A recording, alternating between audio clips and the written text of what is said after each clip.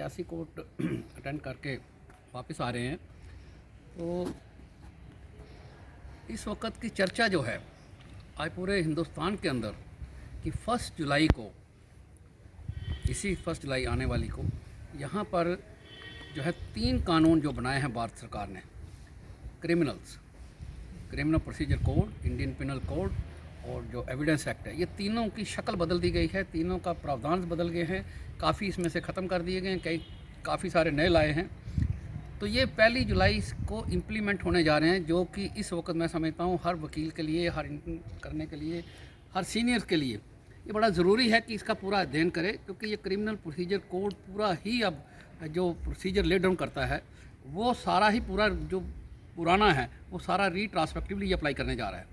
तो मैं ये समझता हूँ इसकी चर्चा जो है वो हर बार एसोसिएशन में होनी चाहिए, वो सीनियर और जूनियर्स में होनी चाहिए, वो हर ग्रुप में ये इसकी चर्चा हो, ताकि जजेस को भी जो है वो जुडिशल एकेडमी में मौका मिल सके, वहाँ वो भी बातचीत करके तो इसका ये इसको समझने की कोशिश की जाए, क्योंकि इसमें ऐसे प्रावधान काफ़ी मुश्किल भी हैं, जैसे कि एक 3 साल के लिए रखा है कि 3 साल के अंदर अंदर प्रोसीडिंग ख़त्म हो जानी चाहिए फौजदारी। तो मैं नहीं समझता कि इस वक्त तक रिकॉर्ड है कि अभी हम कल हाल में ही गए थे सांबा में, तो सांबा में हमने देखा कि 2017 का केस जो है अभी तक चल रहा है। रेप केस था, उसमें अबैटमेंट टू सुइसाइड का केस था, तो वो उसमें 42 गवाह हैं, तो 7 गवाह जो हैं अभी तक 2017 से लेकर 2024 तक हुए हैं। तो आप अंदाज़ा लगा लीजिए कि ये कितने साल और लगेंगे, 42 साल ये केस कंक्लूड होने में। So monitoring by the high court, monitoring by the committees of the high court, ये ज़रूरी है। दूसरा ये ज़रूरी है हाई कोर्ट को ये विल पावर शो करनी, और सारी कोर्टों को, और ख़ासकर सुप्रीम कोर्ट को जिस पर ये ले डाउन करना है, इसको खुदा के लिए डायरेक्टिव मत कर दीजिए, ये मैंडेटरी ही रहने दीजिए आप, और जो नहीं है उसकी अकाउंटेबिलिटी लीजिए जज की। डे टू डे केस होना चाहिए, जैसे पास्को का रखा है, पास्को का भी आपने रखा है, विदिन 30 डेज स्टेटमेंट हो जाना चाहिए, इसके विदिन 1 ईयर केस कंक्लूड हो जाना चाहिए। कहाँ होते हैं ये? तो मेरा कहने का मतलब है कि हम जब इन ऐसे केसों से डील करते हैं, NDPS इतने मुश्किल, जहाँ पे स्टिपुलेटेड पीरियड दिया हुआ है, तो आप जर्नल पे पीरियड भी दे दिया उन्होंने कि 3 साल के अंदर अंदर आपने कंक्लूड भी करना है केस। तो ये अगर फिर डायरेक्टरी हो गया तो फिर तो अकाउंटेबिलिटी ख़त्म होगी, इसका फ़ायदा ही कोई नहीं रहेगा। मैं समझता हूँ उसका ये तो फिर पुरानी वो शराब जो है वो नई बोतलों में डालने वाली बात हो जाएगी। इसलिए आज की डेट में ये करना बड़ा ज़रूरी है।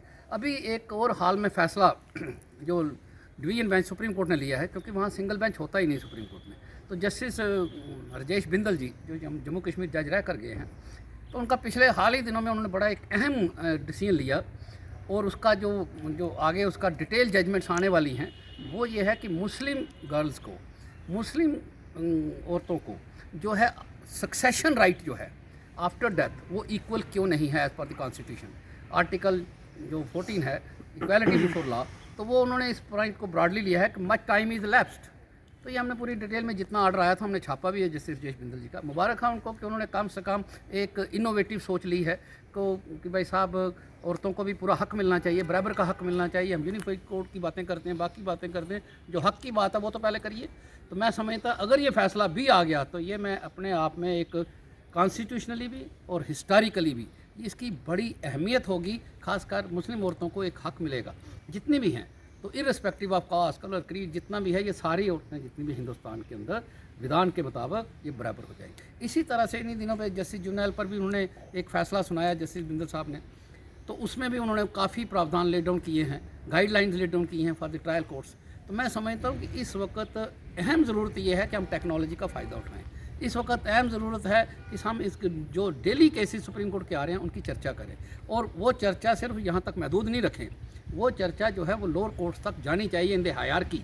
जितने भी अभी एक अहम फ़ैसला और जिंदल साहब का भी आया, बहुत जो राहत देने वाला है कुछ लोगों को, कि एक कैटेगरी के समझ लीजिए आप लोगों को, कि जैसे NDPS के केसेस हैं, तो मालक को पकड़ लेते हैं, मालक का जो जिसके नाम पर बैंक ने लोन दिया है और उसने अभी ट्रांसफ़र नहीं करवाई है गाड़ी, तो वो अगर NDPS का कोई ड्राइवर पकड़ा जाता है तो वो मालक को ऑटोमेटिकली पकड़ लेते हैं, चाहे वो गाड़ी में था नहीं था कुछ था, क्योंकि डॉक्यूमेंट उसके बिहाफ पर स्पीक करता है। लेकिन कई जगह पे ऐसा देखा है, जैसे कंपनी मालिक है, कंपनी के 10 डायरेक्टर्स हैं या 8 डायरेक्टर्स हैं ट्रांसपोर्ट कंपनी के, तो क्या करेंगे उस सूरत में कि सबको पकड़ लेंगे, सब डायरेक्टर्स को अंदर डाल देंगे जेल में और उसी प्रावधान से डील करेंगे।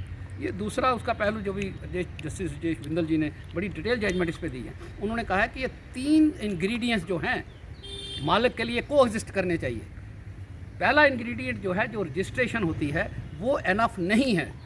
इसके लिए 2 चीज़ें और कान जो हैं वो लागू होती हैं ingredients. Number 1, number 2 knowledge, number 3 जो है उसके लिए उन्होंने बताया है कि consent and knowledge should also coexist along with the papers. So मैं समझता हूँ ये जितना बड़ा उसका वसी किया है इन्होंने डेफिनेशन को, तो ये आज की डेट में ज़रूरत है हायरार्की में नीचे।